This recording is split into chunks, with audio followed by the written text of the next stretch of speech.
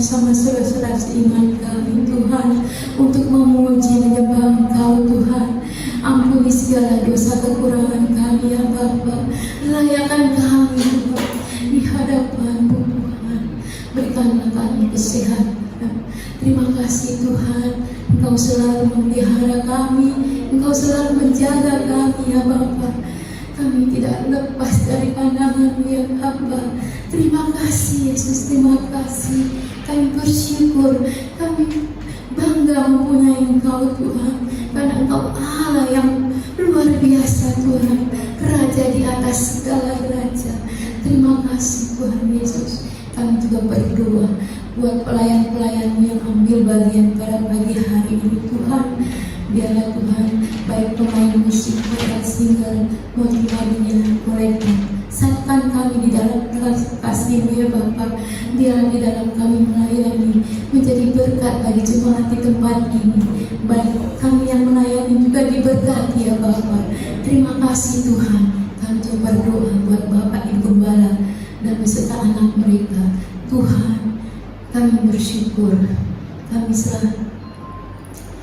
serahkan hamba-Mu ini ke dalam tangan kasih-Mu. Pakailah dengan sesuai rencana-Mu ya Bapa. Dimanapun mereka menjadi berkat bagi semua orang. Engkau juga berkati kesehatannya. Engkau juga cukupkan apa yang jadi kebutuhannya. Terima kasih Tuhan Yesus. Terima kasih. Kami sudah berdoa Tuhan. Kami semuanya kami serahkan ibadah kami dari awal pertengahan akhirnya ke dalam tangan kasih-Mu ya Bapa. Terima kasih Tuhan. Kami sudah berdoa tersusup. Kami alaskan doa kami di dalam nama Tuhan Yesus Kristus. Haleluya. Amin. Silakan duduk. Puji Tuhan. Kita tidak pernah dibiarkan sama Tuhan, saudaranya. Amin. Saya jemput bangkit berdiri. Kita akan pujian. Mari semua memuji Tuhan. Haleluya. Hallelujah.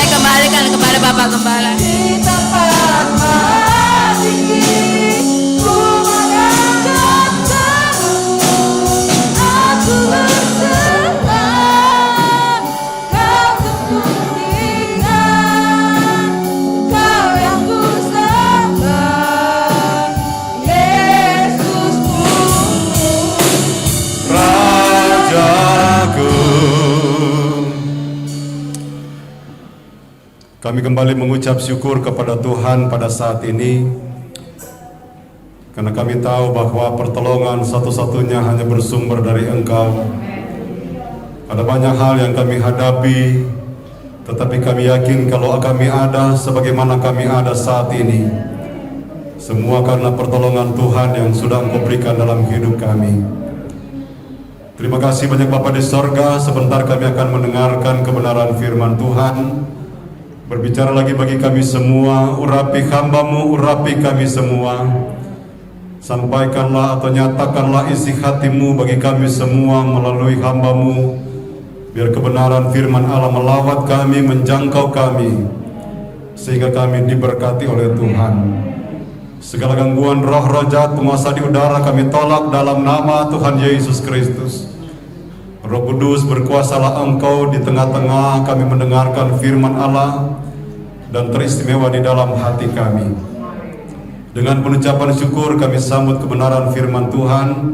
Kami alaskan hanya di dalam nama Tuhan Yesus Kristus. Haleluya. Amin. Beribadah kepada Dia pada saat ini, dan semua langkah perjalanan hidup kita semuanya sudah diatur oleh Tuhan. Baik, saudara-saudara yang dikasihi oleh Tuhan, kalau minggu yang lalu kita sudah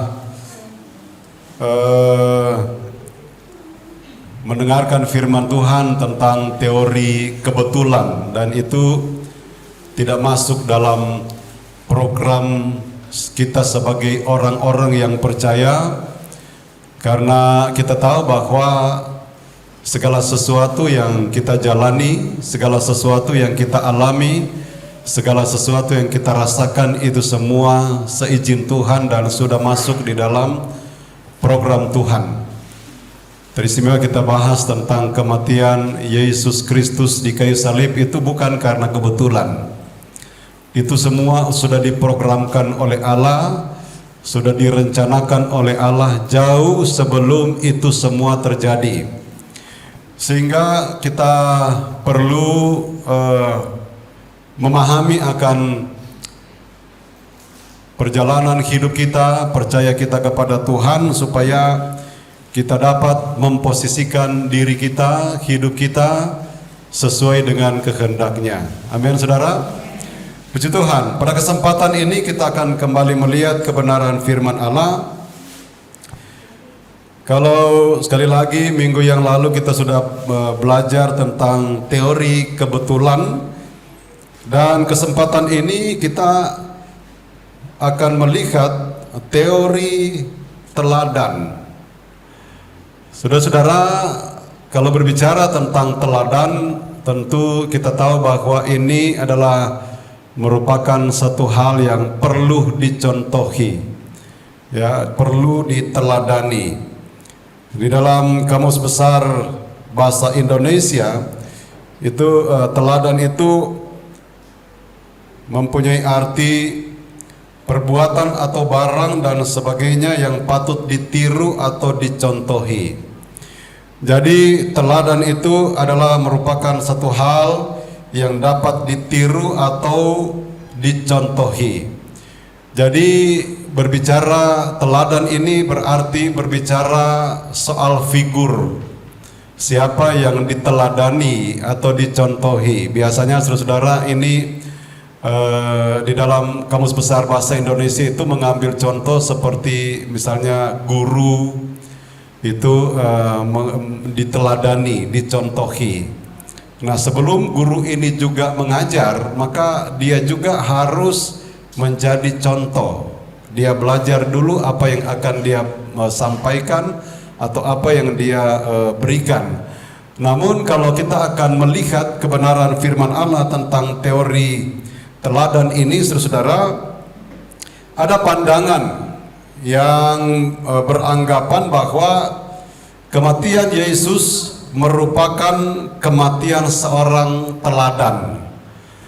Kalau misalnya hanya sepintas kita mendengarkan di sini, itu kan namanya teladan itu memang baik. Tetapi kalau mereka pandang bahwa kematian Yesus itu adalah merupakan satu kematian seorang teladan. Nah, ini kita akan melihat bahwa pandangan ini adalah merupakan pandangan yang keliru ya buat kita sebagai orang yang percaya kepada Tuhan. Bahkan dikatakan ia telah dibunuh karena ia setia kepada prinsip-prinsip hidupnya dan kepada tugas yang harus dilaksanakannya. Ia dibunuh oleh orang-orang yang tidak sependapat dengannya mengenai prinsip-prinsip yang dipegangnya.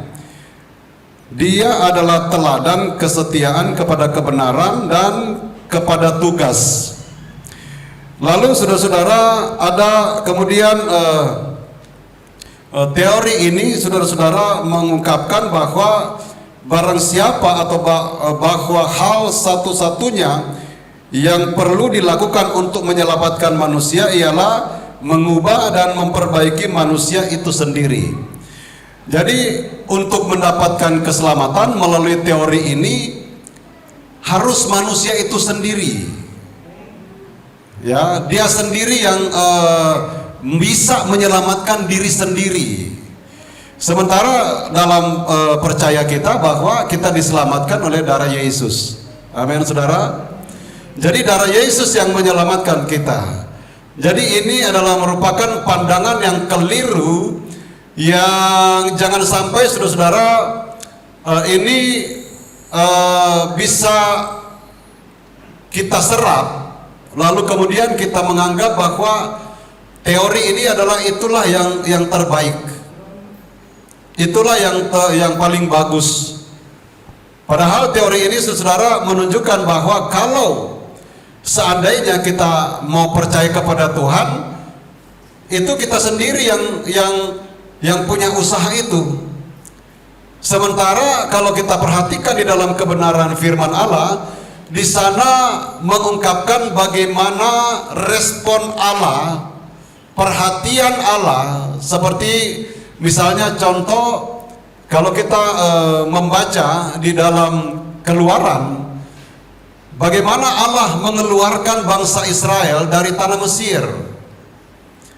Kalau kita melihat latar belakang daripada orang Israel, di situ mereka sudah tentu terkontaminasi dengan adat istiadat yang ada di Mesir, sebab mereka sudah lama di sana.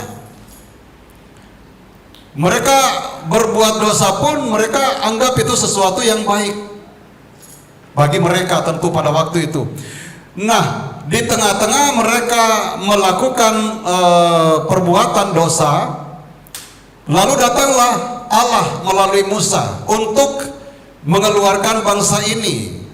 Dan untuk mengeluarkan bangsa ini kita tahu ada tulah ke-10. Kita sudah tentu tahu bagaimana tulah-tulah yang harus mereka lalui, khususnya itu menimpa kepada bangsa Mesir. Dan tulah-tulah ini sebenarnya memberikan atau diizinkan terjadi di depan mata orang Israel dengan tujuan supaya orang Israel meyakini dan percaya betul bahwa Allah itu adalah Allah yang luar biasa di depan mata mereka. Jadi sepertinya di sana sudah ada perbedaan. Orang yang percaya kepada Allah, Allah sendiri membuat satu perbedaan ini, bahwa kalau orang yang percaya kepada Tuhan akan dihindarkan dari tulah tersebut, dan itu terjadi. Nah, tulah yang ke-10 saudara-saudara, kemudian kalau kita membaca di dalam Keluaran pasalnya yang ke-12 ayatnya yang ke-13, di sana bagaimana Allah membebaskan bangsa Israel dari tulah yang ke-10, yaitu anak-anak sulung, mulai dari raja sampai kepada hewan dari kepunyaan orang Mesir, keluarga Mesir itu akan dibinasakan. Tetapi kita melihat di sini ada pembelaan yang Tuhan khususkan buat bangsa Israel. Di dalam ayat ini dikatakan, dan darah itu menjadi tanda bagimu pada rumah-rumah di mana kamu tinggal. Apabila aku melihat darah itu, maka aku akan lewat daripada kamu. Jadi tidak akan ada tulah kemusnahan di tengah-tengah kamu apabila aku menghukum tanah Mesir. Jadi darah ini adalah merupakan satu tanda.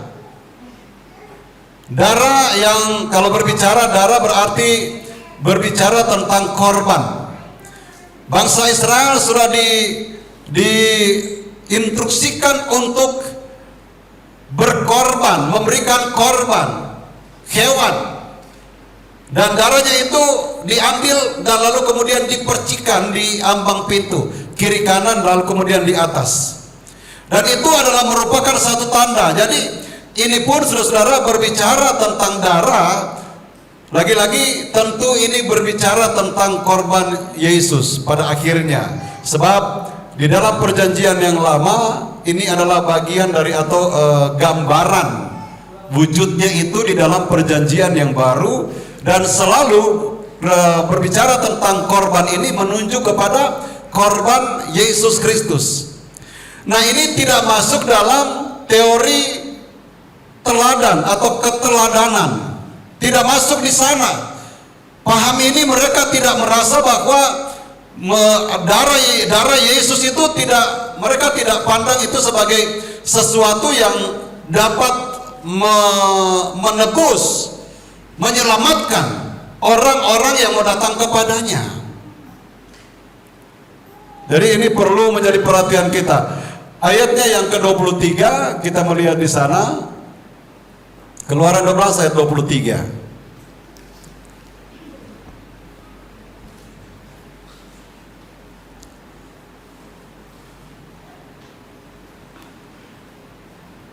Dan Tuhan akan menjalani Mesir untuk menulakinya.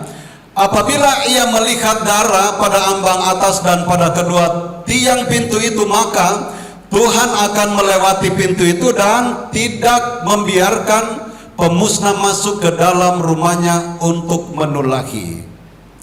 Jadi pada waktu orang Israel nantinya akan keluar di tanah Mesir, ini merupakan satu tanda. Harus ada darah supaya tidak terjadi kematian, tetapi akan dilewati, akan terjadi keselamatan kalau ada tanda darah ini.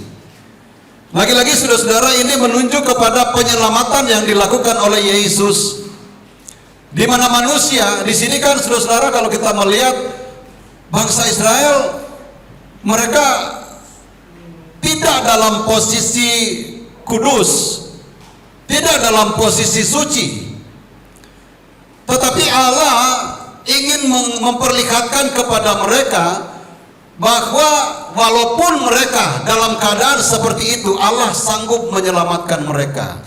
Allah sanggup mengeluarkan mereka dari perbudakan orang Mesir. Nah, demikian juga dengan kehidupan kita, saudara-saudara. Bukankah kita dulu pada waktu kita belum percaya kepada Tuhan, kita sepertinya diselimuti dengan perbuatan-perbuatan dosa, dibungkus dengan perbuatan-perbuatan dosa. Lalu dengan cara apa Yesus Allah menyelamatkan kita? Dengan cara Yesus berkorban di kayu salib, lalu kemudian dosa-dosa kita ini disucikan, dibersihkan, dibasuh, dicuci kembali. Bagaikan kain atau baju yang kotor itu kalau dicuci, kita semua, hampir semua kita memakai baju putih. Kalau baju putih yang kita pakai lalu kemudian kena noda, kena kotor, itu kan kelihatan sekali, tidak baik. Dan kalau misalnya itu kemudian dicuci menjadi bersih kembali, menjadi kelihatan bagus kembali. Nah, ini kita ini seperti itu dulu, saudara-saudara, kita diselimuti, kita dikuasai oleh dosa, lalu kemudian kita percaya kepada Tuhan, dosa-dosa itu dicuci kembali, dikuduskan, disucikan, dibersihkan kembali Pakai apa saudara? Bukan pakai rinso, bukan pakai backlin, tetapi pakai darah Yesus. Amin saudara. Sehingga walaupun dosa kita sebesar apapun, merah seperti kirmisi, akan menjadi putih seperti salju. Itulah sebabnya saudara-saudara, kita perlu melihat di sini bahwa terjadi keselamatan oleh karena perbuatan Allah, oleh karena rencana Allah, bukan karena kita. Sekali lagi saudara-saudara, kita ini tidak punya kemampuan apa-apa.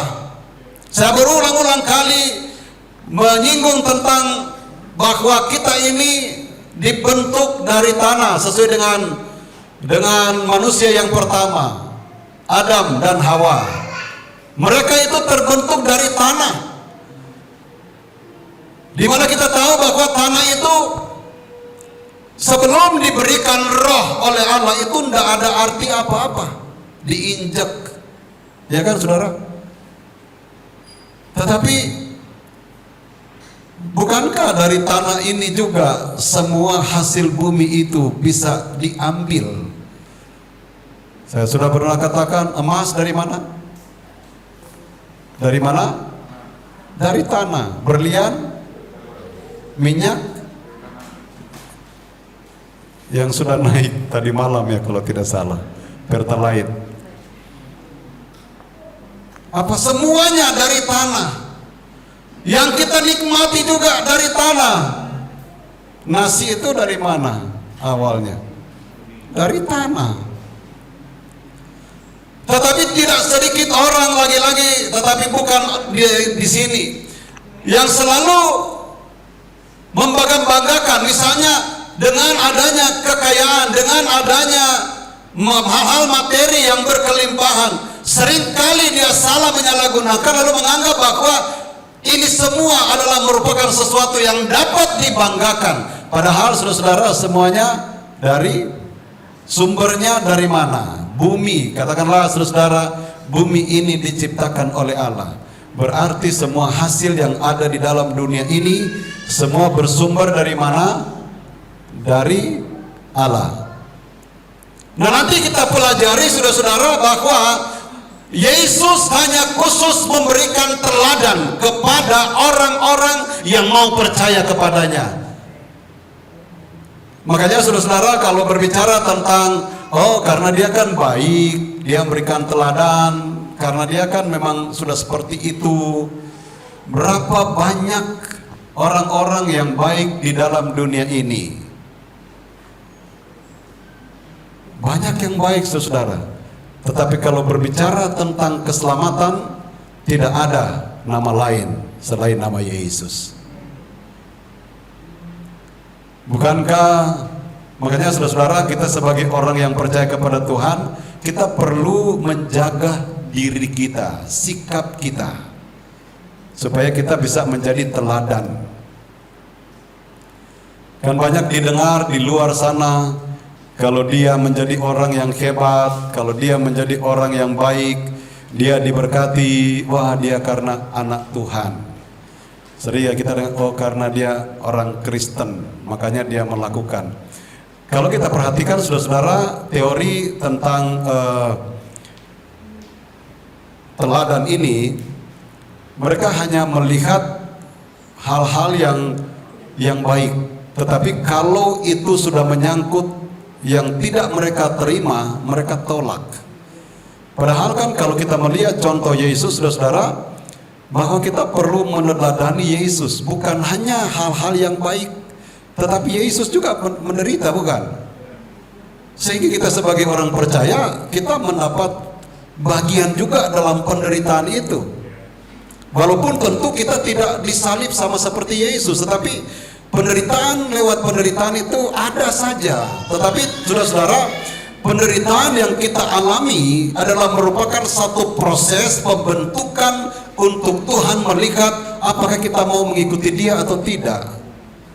Dan banyak orang yang tidak mau mengikuti. Orang hanya merasa, menganggap saudara-saudara, Ada orang lain mereka merasa bahwa kalau mengikut Tuhan semuanya baik, tidak ada sakit lagi, pokoknya diberkati. Itu semua sebenarnya baik, tetapi ini adalah satu hal yang bisa melemahkan dia pada akhirnya. Coba bayangkan kalau misalnya Tuhan izinkan untuk dia diuji, menjadi misalnya dia tadinya pengusaha besar, bangkrut, bagaimana kalau Tuhan izinkan? Nah, orang yang mengambil paham ini, saudara, mereka tidak mau terima. Tetapi lain lagi, saudara, karena pengaruh daripada paham ini, saudara, maka orang pun walaupun Kristen tetapi tidak ada di sini, dia melakukan yang baik tetapi dia juga melakukan yang jahat. Banyak dia berkorban, tetapi mungkin dia korupsinya kuat juga. Jadi dua-dua dia ambil, yang baik dia ambil, yang jahat juga dia ambil. Ada kan kita lihat film misalnya seorang perampok, tetapi dia setelah dia rampok, dia bagi-bagi semua. Dia sosialnya tinggi, saudara-saudara.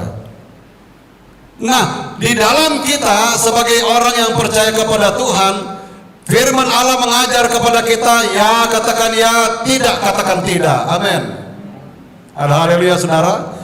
Kalau Tuhan mengajar untuk kita melakukan segala sesuatu yang baik, lakukan dan jalankan itu sebagai orang yang percaya kepada Tuhan. Dan sesuai dengan apa yang diajarkan oleh Yesus dalam kehidupan kita, menjadi teladan kepada kita, bukan sesuatu yang baik-baik saja. Sebab teori ini, saudara-saudara, mereka hanya melihat hal-hal yang baik aja. Oh, karena dia orang baik, makanya dia menjadi teladan. Sehingga keselamatan pun mereka menganggap bahwa itu harus dilakukan sendiri, tidak perlu melalui darah Yesus, tidak perlu Yesus berkorban. Nah, ini kan saudara satu paham yang bisa menyesatkan orang-orang sebagai orang yang percaya. Dan ini perlu kita belajar, saudara. Dan apa yang kita sudah baca di sini memperlihatkan bahwa darah Yesus itu menyelamatkan, membebaskan. Dilihat contoh dari bangsa Israel melalui darah yang dipercikan di ambang pintu kiri kanan dan di atas pintu itu, ketika malaikat kematian melewati dan dia melihat darah itu dilewati, makanya disebut Paskah atau melewati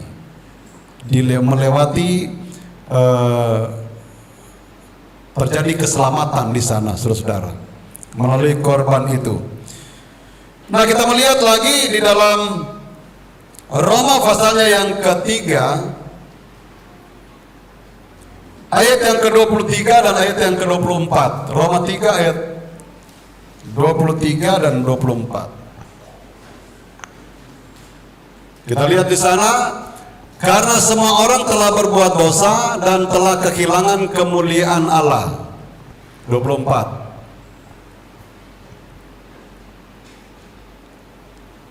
Dan oleh kasih karunia telah dibenarkan dengan cuma-cuma karena penebusan dalam Kristus Yesus. Jadi bukan karena usaha kita sendiri.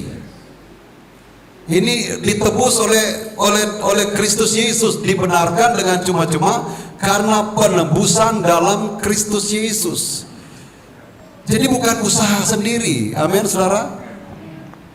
Nah, paham tentang teladan ini, mereka melihat bahwa harus usaha dia sendiri untuk menyelamatkan diri, untuk diselamatkan. Ibrani pasalnya yang kedua ayatnya yang ke-17.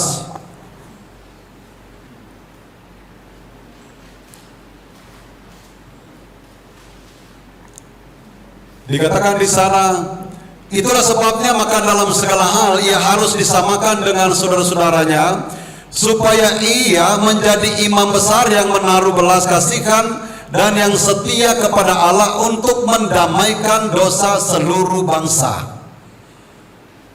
Untuk mendamaikan dosa seluruh bangsa. Yesus datang menjadi korban, berkorban, darahnya tercurah. Itu tujuannya supaya semua bangsa, semua orang diselamatkan.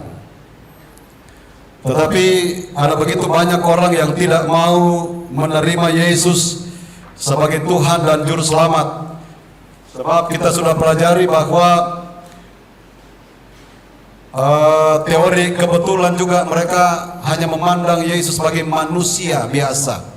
Mereka tidak melihat Yesus sebagai Tuhan dan Juru Selamat.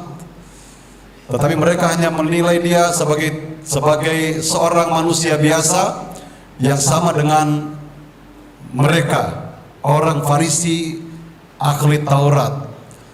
Nah, saudara-saudara, kemudian kita melihat di dalam Ibrani pasalnya yang ke-9, ayatnya yang ke-11 sampai ayatnya yang ke-14. Ini berbicara bagaimana pengorbanan Yesus.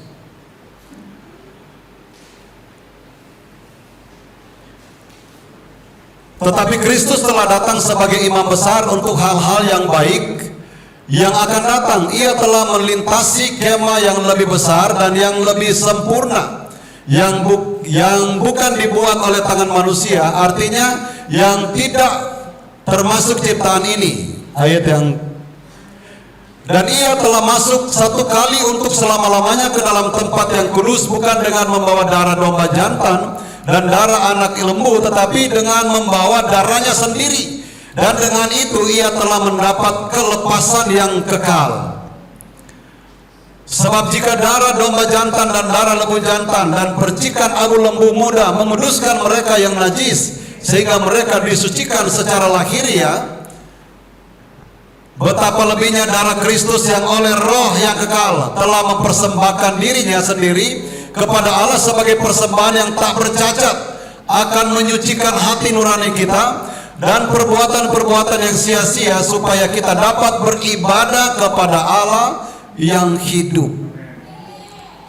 Saudara-saudara, kalau kita berbicara tentang korban, saya sudah pernah menyinggung bagaimana Raja Hizkia, pada waktu dia menjadi raja, dia menyuruh orang-orang Lewi untuk menyucikan diri dan menyucikan bait Allah, menguduskan diri dan menguduskan bait Allah.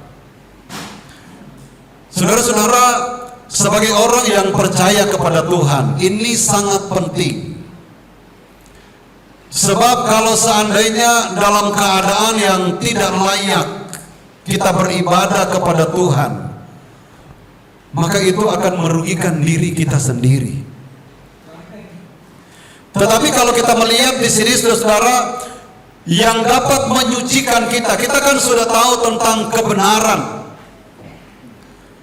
Kita mengenal tentang Roh Kudus itu dari mana, sehingga kebenaran dan Roh Kudus inilah yang dapat menyucikan dan menguduskan kita. Kita minta kepada Tuhan, makanya kan kita sering minta kepada Tuhan, Tuhan sucikan, kuduskan, layakan. Sebab ini penting dalam kehidupan percaya kita kepada Tuhan. Bagaimana orang yang kita kembali melihat orang-orang yang di dalam perjanjian lama, Yakub pada waktu dia disuruh untuk pergi ke Betel yang kedua kali, mereka menyucikan diri mereka, menghindarkan dewa-dewa asing, menguduskan diri mereka,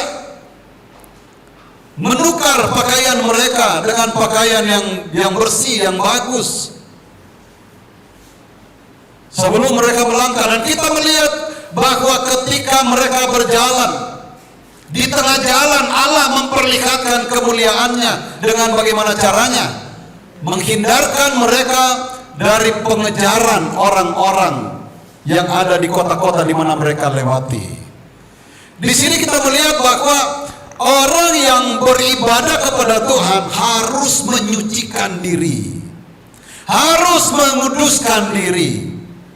Supaya di sini kan dikatakan menyucikan hati nurani kita dari perbuatan-perbuatan yang sia-sia, supaya kita dapat beribadah kepada Allah yang hidup.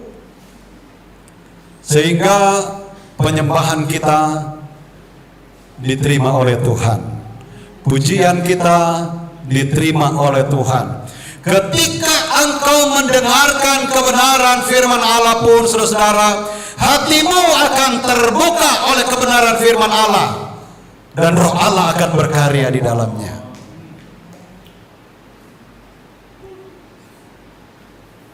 Sehingga kita dapat beribadah dan kita dapat menikmati makna ibadah itu di dalam kehidupan kita. Mungkin ada orang yang ada di luar sana, ketika mereka beribadah, karena mereka beribadah apa adanya, mereka tidak bisa merasakan kuasa atau fungsi atau kekuatan daripada ibadah itu. Kita tahu bahwa ibadah itu mengandung kuasa. Amin. Ada haleluya, saudara. Sehingga tidak heran yang tadinya mungkin kita dalam keadaan sakit, ketika kita memuji Tuhan dengan sungguh-sungguh, sakit itu hilang. Ketika kita menyembah Tuhan dengan segenap hati, masalah kita diselesaikan. Ada pertolongan Tuhan, ada berkat Allah yang Tuhan ingin nyatakan dalam kehidupan orang yang percaya kepada Dia.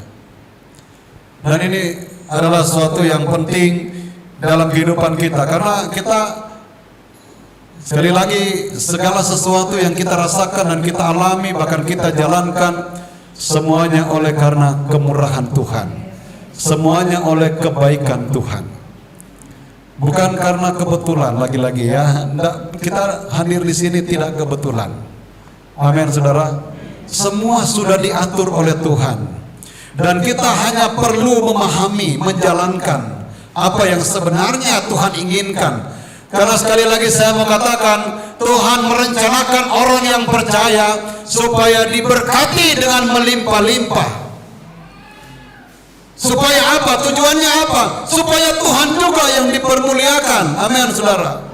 Tetapi menjalankan teladan daripada Yesus Kristus, bukan berkelimpahan karena melakukan satu pelanggaran, korupsi misalnya, tidak.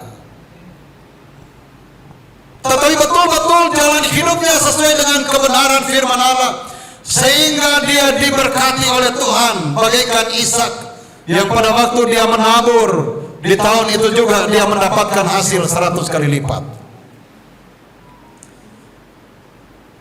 Karena apa? Dia mendengar dan melakukan akan kebenaran firman Allah.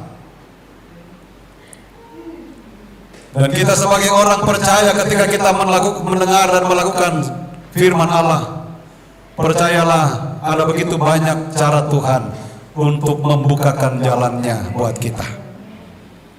Mungkin orang lain berusaha untuk menutupi langkah kita, usaha kita, pekerjaan kita. Tetapi kalau kita percaya kepada Tuhan, kan ada ayat mengatakan, kalau Tuhan yang membuka, tidak ada yang menutupnya. Begitu juga sebaliknya, kalau Tuhan yang tutup, tidak ada yang membukanya. Tetapi saya percaya jalan hidup kita lakukan sesuai dengan kebenaran firman Allah, sehingga semuanya terbuka. Haleluya. Usaha kita terbuka, pekerjaan kita terbuka, rumah tangga kita terbuka, keluarga kita terbuka. Apapun yang kita lakukan terbuka. Dan kalau ya Tuhan membukakan, pasti Dia akan memberkati. Dan kalau Tuhan berkati, tidak tanggung-tanggung, saudara-saudara. Kita akan merasakan seluruh hidup ini betul-betul karena Tuhan. Sehingga ketika engkau mendapatkan berkat itu, senantiasa engkau mengucap syukur kepada Tuhan. Terima kasih Tuhan. Kita bernafas saja, bukankah ini adalah berkat Tuhan? Kita bisa bekerja, kita bisa berusaha, bukankah ini adalah berkat Tuhan di dalam kehidupan kita? Jadi teori-teori yang tidak sesuai dengan kebenaran firman Allah, kita juga perlu hati-hati. Karena misalnya seperti contoh teori kebetulan. Nanti kebetulan saya diberkati, kebetulan saya sukses. Tidak ada yang kebetulan. Ini khusus orang-orang yang percaya. Tidak ada yang kebetulan. Amin. Dan sekali lagi, engkau hadir di sini itu tidak kebetulan. Semuanya di dalam program Tuhan. Semuanya di dalam aturan Tuhan. Puji Tuhan, saudara. 1 Yohanes pasalnya yang kedua, ayatnya yang kedua.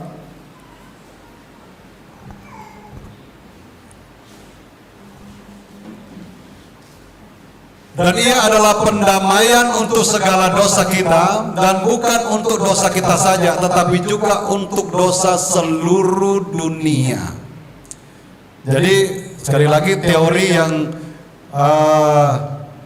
teori tentang teladan ini, saudara, itu tidak bisa kita terapkan. Karena menurut mereka kan tadi untuk selamat itu ya usaha sendiri. Jadi mereka tidak perlu memakai darah Yesus. Mereka tidak percaya itu, ya, mengikuti teori tersebut. Lalu pasalnya 1 Yohanes 4 ayatnya yang ke-10.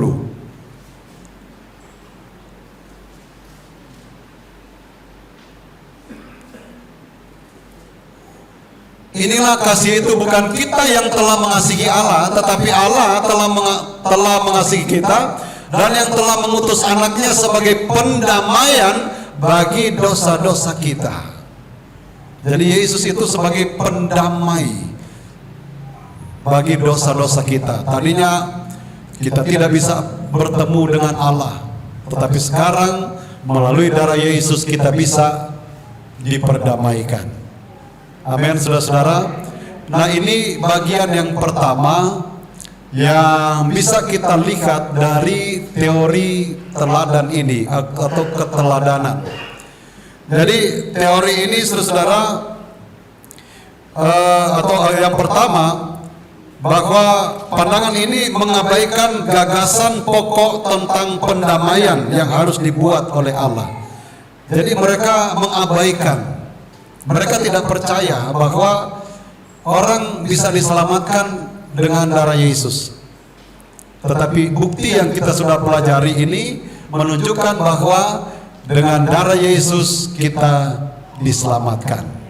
Amin, saudara. Dan ini yang pertama. Nanti yang kedua berikut. Yang kedua itu adalah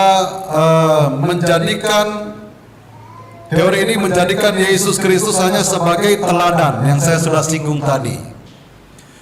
Mereka jadi cuma sebagai teladan aja. Oh, karena dia baik, karena dia melakukan apa yang diberikan oleh yang memberikannya.